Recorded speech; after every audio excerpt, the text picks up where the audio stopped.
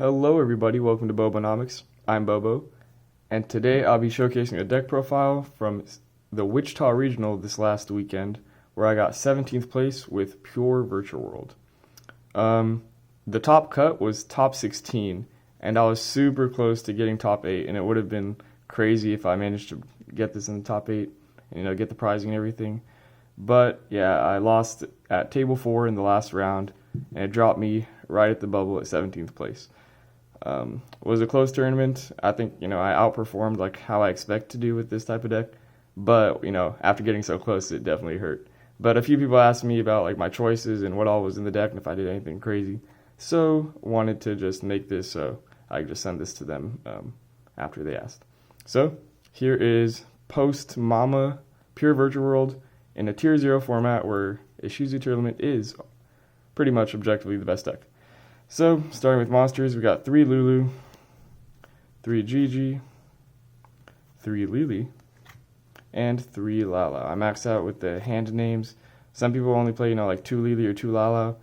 I'm playing Desires in this. I'm playing, Pure Virtual World, so I'm just trying to max out on names. And I find that that's what gives this deck an advantage over other Virtual World variants, where they might lose to like a single hand trap if they only have like one hand effect and they're trying to play like another engine in it. I'm playing the non-hand effects. I'm playing 2 Nyan and 1 Tutu. I'm choosing to play Tutu because I'm trying to go for a more consistent build here, and Tutu is just another name I can target. It's another normal summon.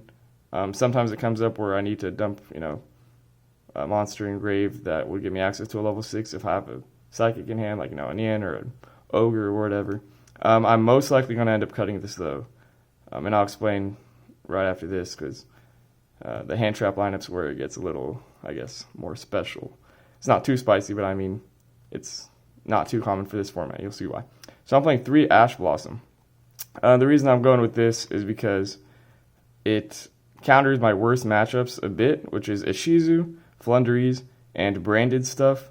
I really don't make spell trap negates, so I need these Ash. And Ash obviously has synergy by being a level 3 tuner, which sometimes comes up. And it's, Zombie Fire, which can be good for like Shenshin banishes, things like that. And Vermilion obviously likes tuners, things like that. Ogre, I'm playing exactly 1 Ogre because it makes Italy a more versatile card. It's a Psychic for 2/2, level 3 tuner, not bad. And there are times where I have just like a City Qinglong, and that's my only like opening hand with an Italy. And I can Italy into Ogre, Qinglong, negate, Ogre pop my own Qinglong, and then I can play from there. By banishing City and Grave, pop that one Qinglong, then I activate the other Qinglong. After I search Lulu, I can play on a bit more. That's come up, but the only time it does come up is when I sided this out. So this is another card I will probably end up cutting because it's just not good enough against tier. It comes up versus things like, Redoer. Sometimes, like if I have Shenshin up, it's good to hit their monsters so they get banished or hit Field Spell, but overall, not that great, kind of underperformed. But I really like it in Virtual World just because of the synergy, at least as a one-of, to make Italy a better card. Pretty much makes Italy going second card versus things like Griffin and stuff too, which doesn't come up as often, but still not bad. And, part of the reason these guys are in here are because I can't just main deck a Shizu hate when I also lose to Flunder, especially now without Red Reboot. Like, it's pretty dang hard to beat a fully established Flunder board. So on with the hand traps, I got DD Crow, which is pretty standard. However, I'm only playing 1 DD Crow, and the reason I'm doing that is because I pulled this guy at the tournament, and I decided to play him because I also already had a Bestial Druid Swarm. So I was originally playing 3 Crow, but I had this in my binder. I pulled this in my opening packs, and so I was like, these 3 slots are already targeted towards the Shizu hate. Tier limit hate, rather. So I might as well make it just better cards. These guys can't be called by. They're level 6s, which synergize, and they have effects. Might as well make these guys better for that specific matchup and play them. So I'm glad I did it because, these guys are once per turn. I don't need multiples, but obviously I only own 1. I think if I owned a bunch, I'd probably do like maybe 2 and 1, 2 and 2, something like that. But yeah, originally I was main decking 3 DD Crow, but I also only have 1 Super DD Crow, so I kind of like having the low and rarity like that. But yeah, all these guys overperformed, I'd say, in the tournament overall, and I had literally zero testing with this guy, but I just pulled him, and I was like, I know what this guy does. I know what this guy does. They're not all that crazy to use, so decided to go with that, and I'm glad I did it because I needed that issues of hate. And for the Shizu tournament matchup, I played 4 at this regional. They were my only losses and my only tie. So obviously, that's why I'm thinking of cutting like 2 to an ogre because I just need more tournament hate.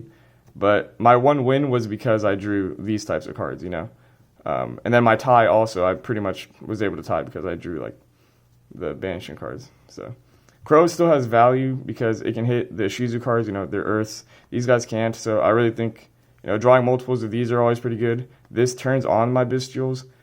So I don't regret only playing 1 Crow. And I don't regret playing Crow at all because, it kind of makes these guys work better. If anything, I would probably add 1 more Crow or something like that. But Crow really has no synergy with this, and he's still kind of bad, like losing to Called By, just not being high impact enough because, I don't get a body or anything. And you really need those, like, overpowered trades to beat a deck that's way better than yours, way stronger in general.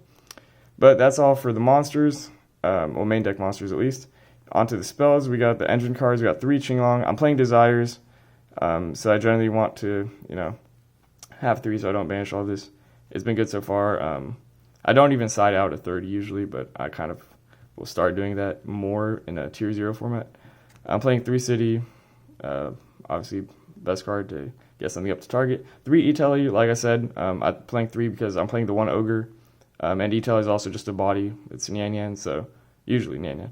And so, I like it as a potential going second card if I can summon Ogre off it, and obviously it just gets me access to something I can target. Now for the 2 ofs, I'm playing 2 Foolish Burial Goods. I'm playing 2 Desires.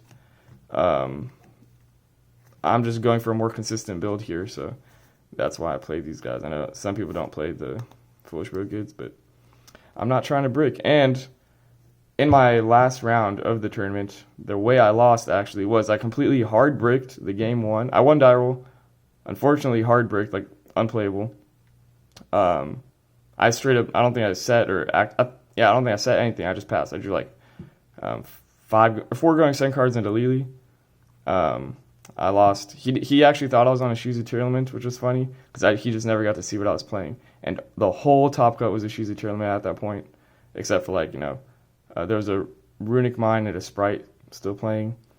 At the end of the day, the top 8 breakdown was the top 3 were non-tier Shizu. It was Runic Mine. Third place was Sprite, and then 4th, 5th, 6th, 7th, 8th were all tier Shizu. And I'm pretty sure like 9th, 10th, 12th were tier Shizu too, something like that. So almost everyone was on tier Shizu up there at the end. And so I kind of, he probably didn't side perfectly for me, but it didn't end up mattering because game 2, I ended up like semi-bricking. I drew just Nyan Lao Lao, that's all I had. And he orange lighted my Lao Lao and I just passed. So was not pretty, it kind of got destroyed. Before that, I had only bricked maybe 3 times the whole tournament, and then to brick back-to-back in the most important game, arguably. Kind of sucked, but, it is what it is. It happens. This deck bricks, so. This is kind of a spicier card. I played this at Nats, too. This is a very similar list to, 6 months ago, where the format was completely different, just because I feel like the deck, the way this is played, is kind of toolboxy. You already adapt a lot, and so a lot of the same things that synergize are still going to synergize regardless of what other people are playing. Main changes, I guess, I'm playing more Crows now and things like that. But yeah, I'm playing MST.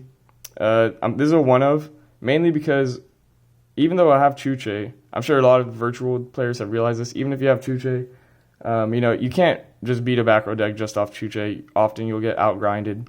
And if you're playing something like Mystic Mine, they often have, especially like pure Mystic Mine, like Mind Burn or anything, they're going to have counter traps for you. They're going to have ways to out, a Chuche, banish it, whatever. Some people play Curse Seal and things like that. So MST is just a good one-of to have, mainly because this works going first or second. Going first, if I'm like close to breaking, I can pop a Qinglong. And even like mid-game, I've had to pop a Qinglong just to, start playing in a simplified game state. So it's been good. Going first, if I have Shenshin up, this becomes a free Cosmic Cyclone. So that's why I'm playing MST over Cosmic, as a one of. This just is better going first because it can sometimes help me on brick. Obviously, it's less expected, and with Shen Shen, it's still a banish. It's been all right. This is probably one of the things I'm going to end up cutting just because going second into a tier board is just not good enough. I might end up making this a Cosmic. I'll lose some synergy, but you kind of have to, overcompensate by playing those arguably stronger cards for that specific matchup just because the deck is so much, better. It's really hard to beat with just like your own strategy that's going to synergize perfectly. You have to like kind of get uncomfortable and main deck hate for it. So this might be one of the things I'm cutting, but I really do like the idea of it, just having that extra back row removal to like draw into, especially if you like, banish a Chuche off Desires or something. This is like probably what you're hoping to draw versus a mine or something. And just that synergy to like pop your own Qinglong or something has come up before. And I'm also trying to max out like relevant spells and traps to set for Tzolk'in because there are times where it gets awkward to like get a spell trap that you can set so you can get your Tzolk'in live and then summon Crystal Wing. But that's more into the extra deck, so I won't spoil that, I guess. But MSD, here's another one I've called by. And then I think onto the traps. I guess called by should be pretty obvious. Really good going first or second versus tier limits. I don't know.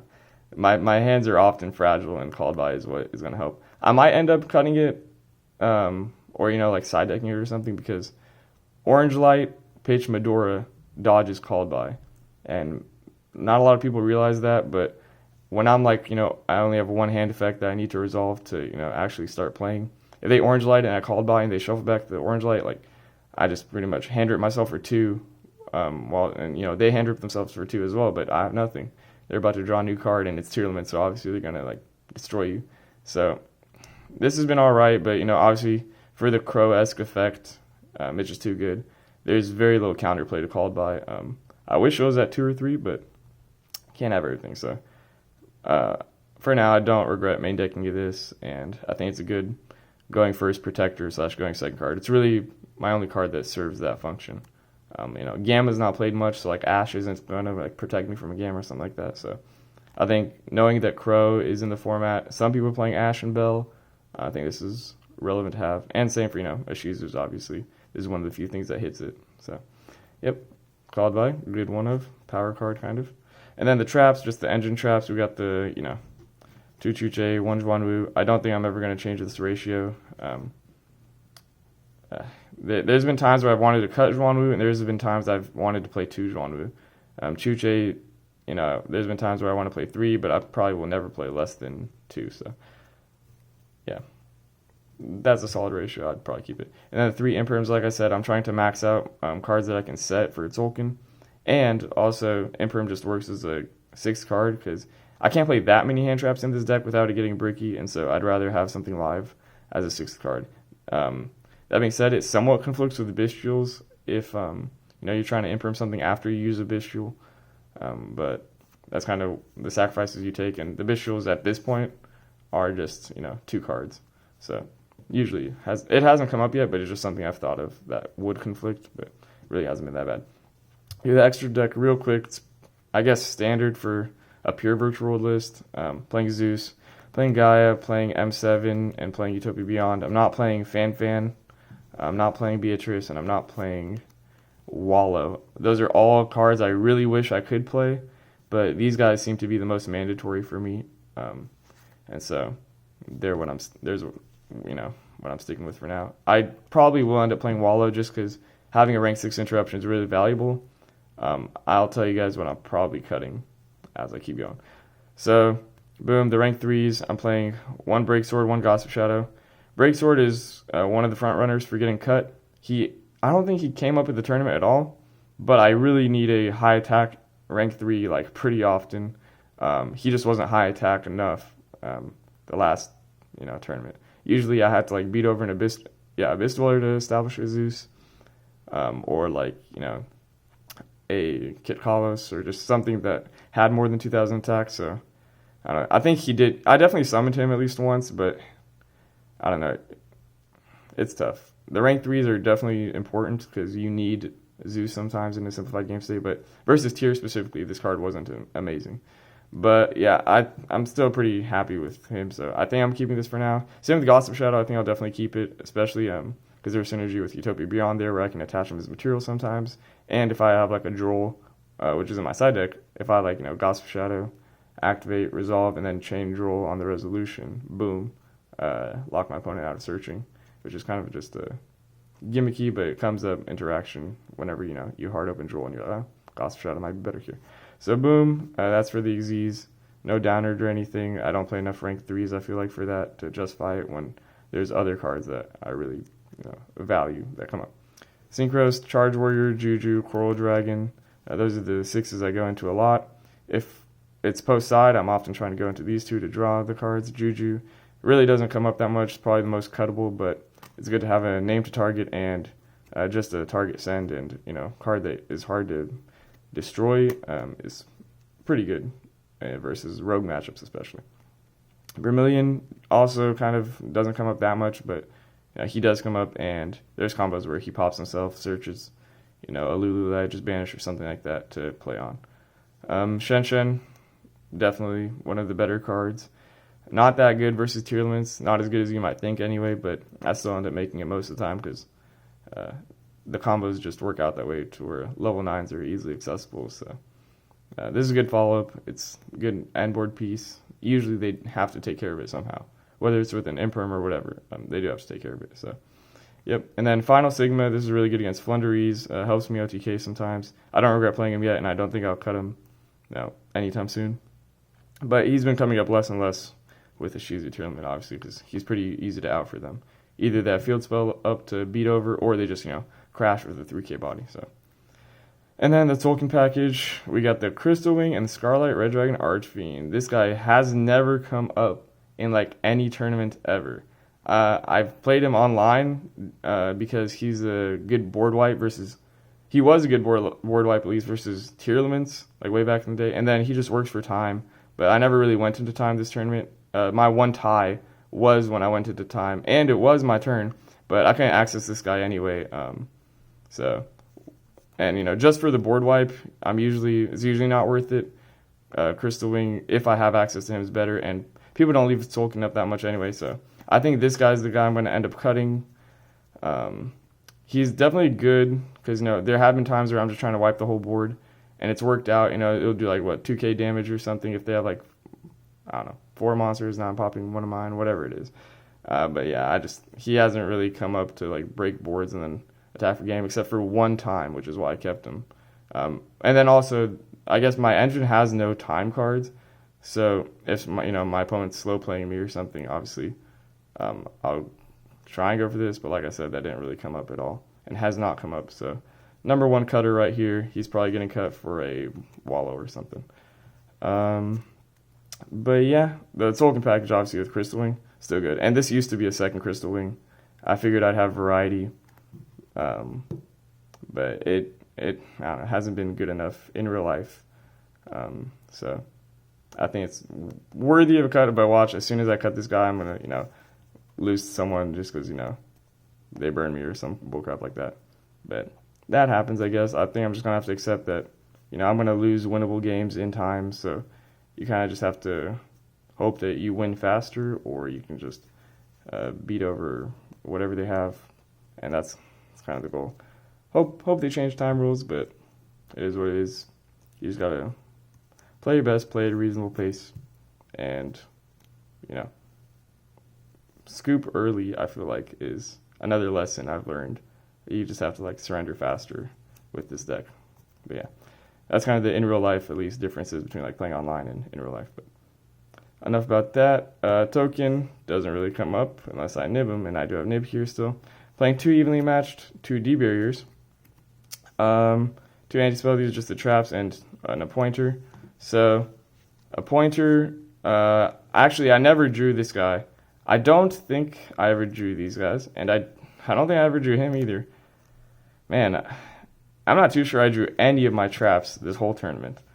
I never resolved this for sure. I don't think I drew it. Never resolved or drew this, I don't think. And then I don't think I resolved drew this. If I did, it It was once, and it probably didn't make a big difference. I really don't remember drawing any of these guys or activating any of these guys. So, yeah, I can't speak on my side, I guess, because I don't think I accessed it at all. It's kind of unlucky post side, but it is what it is. I really didn't see my side cards a lot. There was cards I did see. Like I saw a Droll versus the one Flunder player I played, so that was good. So I'm playing 2 Drolls mainly because I'm scared of decks like Drytron, Pendulum, Flunderies. Those are the main cards, and I guess some Dragon Link and Tier Limit variants get hit hard by this. Obviously, some of those decks that I mentioned are not in the format at all, but I'm still a believer in being prepared for your worst matchups. So same thing for Nibiru here. Some of your worst matchups outside of Ishizu tournaments get killed by this, and also these cards help just beat Rogue often in FTK type decks.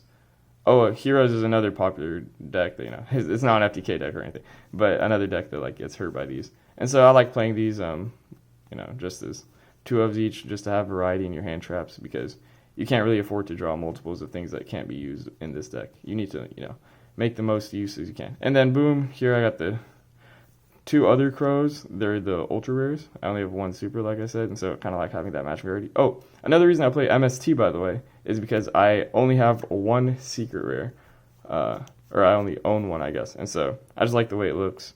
So that was actually a contributing factor. But I legitimately think playing it was a good decision. At least has been before. This format's questionable. Obviously there's preferences. But yeah, Crows I did draw. The 1 Tearlament Ishizu match I won.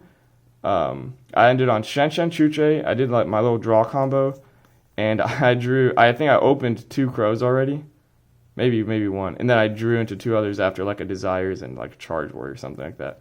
And so I ended with Shen Chuche and 3 Crows, and that's it. Because I was also trying to play around things Evenly and Lava Golem and things that people might be playing. And then finally, my other back row hate, Evenly. The 2 Evenlies are 2 of them, and then here's the other ones. Cosmics. This addresses the Flunder back row hates. Evenly is also good versus Flunder. Hits Soliix. Evenly is also good versus Tier. Just hits whatever Eldritch. The quick play is important. I don't think Twin Twister is very good right now because you need things banished. Too many things trigger engrave. So yeah, I like Cosmics. However, Cosmics, Appointers, things like that obviously suck in games 3 if you have 8 minutes left or something, or they can suck at least. So you have to be wary of that. But and Evenly's also in game 3s, if there's a couple minutes left, obviously aren't good because you don't have a battle phase. But in general, I think these are the stronger cards, and that's what you're going for. So yeah, that's the side deck. The side deck really didn't do too much for me, except the Crows. The Crows definitely were good, and the Droll versus Flunderies. I think I was probably winning that game anyway, but it definitely sealed the deal. Everything else, I think these cards are good in theory. Anti-spell, people are like, oh, this isn't very good versus Tier. I don't actually side 2 versus Tier usually. I side 1 in versus Tier going first, and then 2 D barriers. This is mainly Flunder hate because I just don't have enough Flunder hate. D barrier does nothing to Flunder. I'm not putting that in versus them. And a pointer I usually will put versus Flunder if it's game 2 and the 2 anti-spells. But Flunder gets hit enough by the hand traps. If they evenly meet, I'm trying to diversify my hand anyway and have Drolls in there, so having that back row is not that important anyway.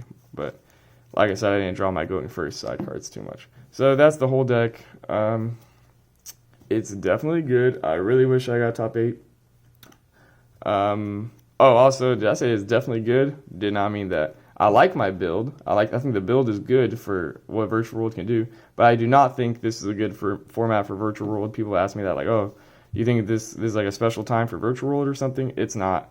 It's not a good time at all to play Virtual World. But, if your opponents mess up, which is pretty much what happened, I had Flunder players mess up. I played Striker. I can just tell you my matchups right now. So I played, and this is in no particular order, I think I played 4 Tier Limit Ishizus, 1 Flunderies, so that's 5, 1 Sky Striker for sure, 1 True Draco Eldritch, and then, 1 Pure Sprite. The Pure Sprite didn't, they just messed up very, very bad, completely costing them the match both games. It was a 2-minute 2-0. I actually felt bad.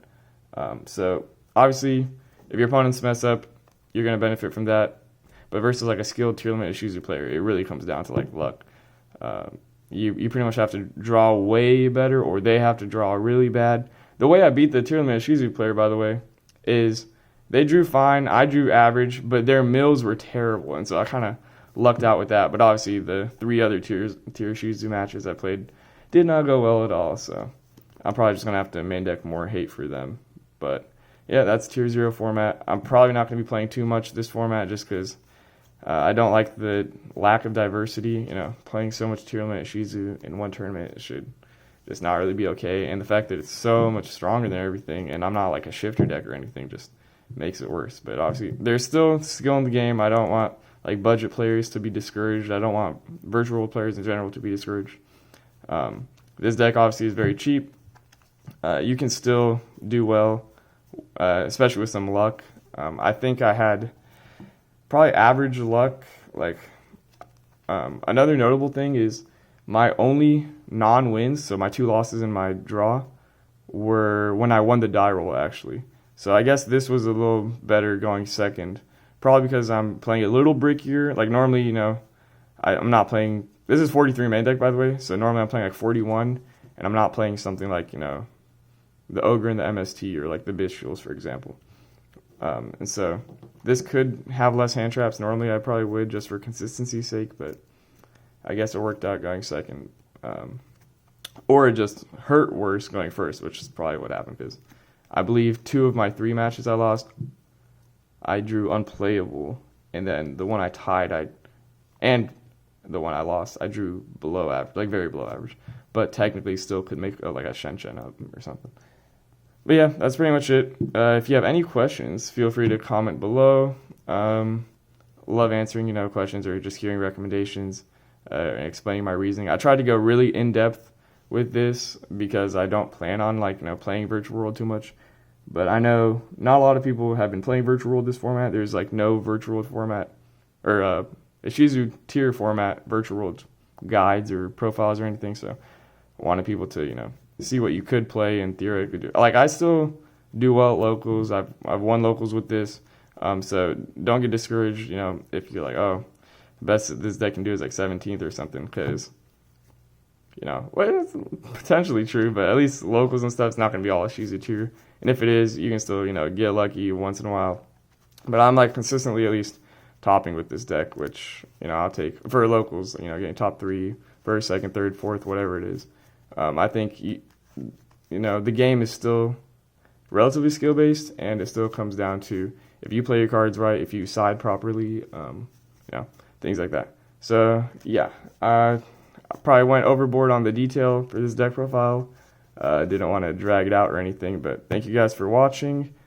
If you have any questions, I probably missed some stuff still. Feel free to comment.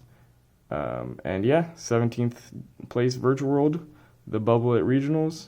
Hopefully next time we'll get a top 16 or even top 8. Or, if I ever go to YCS or something, top there. All right. Appreciate you guys. Have a good day or night.